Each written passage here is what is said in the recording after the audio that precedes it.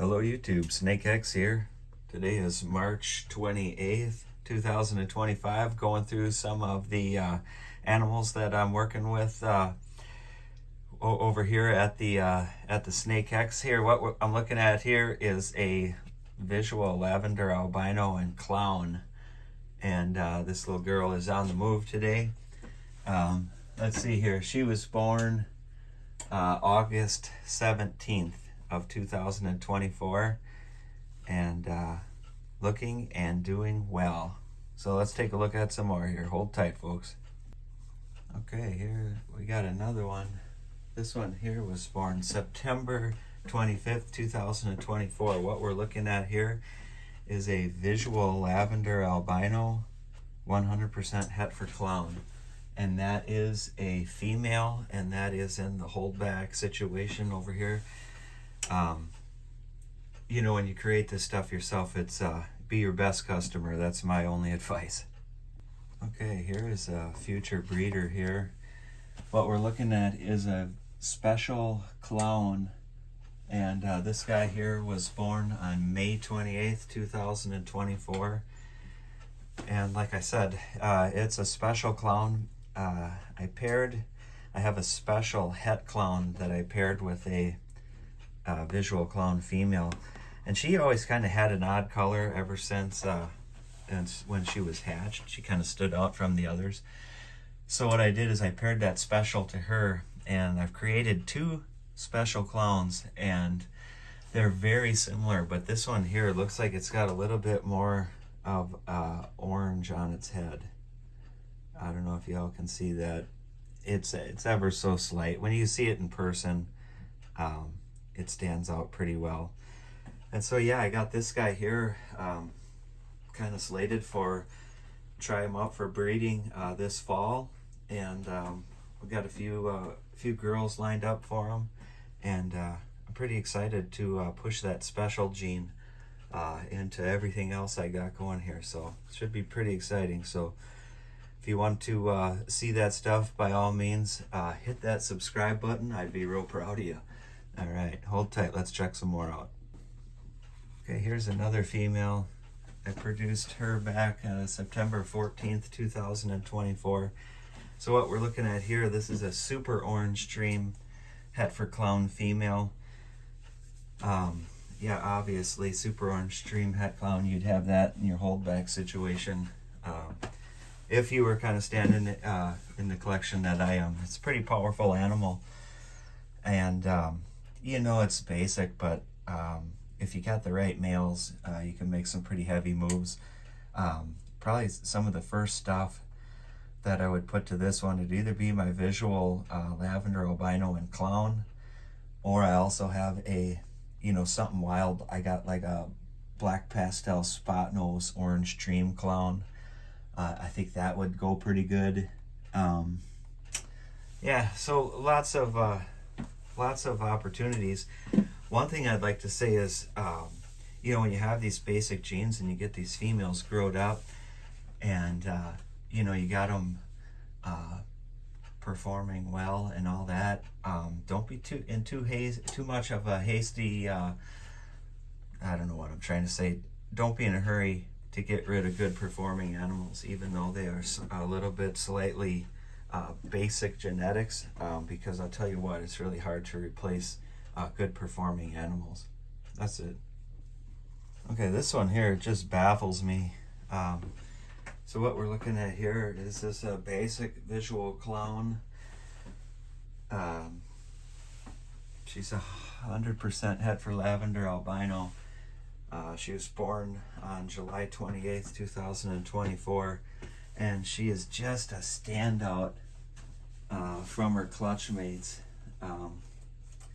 It's really hard to imagine just how much brighter she is. I'm trying to find one here. There we go. I'll throw another clown het lavender on up here so we can see the difference. So you can kind of see the difference in the color. This female here, just a shade brighter. I don't know what to say about it. She looks obviously different than all of her counterparts, and so yeah, you guessed it. She's in the holdback situation. So you know, what can I say? It's hard to get rid of good performing animals, plain and simple. This other one we're looking at here, this is a visual clown, 100% het for lavender as well. So that's kind of just a little side by side there for y'all. Hold tight. All right, here we're looking at a yellow belly. Let's see here. She was born August 25th, 2024. The pairing was a yellow belly het clown to a lavender albino clown. And so what we're looking at is a yellow belly female, 100% het for clown, 100% het for lavender. And as you can see, she's got some sweet paradoxes. When she came out of her egg, she was one of the biggest in the clutch. Again, a great performer. And like I said just here a minute ago, dang, it's hard to get rid of them good performing animals, you know, if you got use for them. So hang in there, folks. You can do it too. Okay, this animal here, this was produced by a double het lavender albino clown female, and the male was a clown pinstripe 100% het lavender albino. And let's see here, she's going to be she was born in 2023, so this fall she'll be ready to breed. So what we're looking at is a visual clown, 100% het for lavender. And I tell you the truth, I have no idea what in the world I'm looking at, because it doesn't look pinstripe. It looks clown, but there's so much going on with this thing, and it doesn't make any sense. It was the only one in the clutch that looked like this, and so and it was a female, and so yeah, you guessed it, it's in the holdback situation. And we'll pair her up this fall, and we'll just see how we do. So time will tell. And I could not leave out this delicious little nugget right here. So what we're looking at here, folks, is a black pastel, orange dream, yellow belly clown female. So yeah, what a banger, at least in my world. So she'll be up for breeding this fall, and I think some of my ideas so far for her are putting my lavender albino and clown to her. So what I could make with that pairing, the whole clutch would be visual clowns, and then however those three codoms and dominants would spread through the clutch: the black pastel, the orange dream, and the yellow belly. So yeah, I couldn't imagine having visual clowns with these genetics het for lavender albino. So that would really push my my grail project forward here. So yeah, lots to look forward to. Let's check out some more. All right, I just thought I'd throw this one up here in front of the camera. This is one of the first pieds I produced back in 2018, and he's an excellent performer. It's a really low white, so I'm not sure if there's anything else, like everybody says, floating around in there. And he's kind of a showstopper. From when the newbies come over, they look at this thing, and I tell them that I spilled bleach on it.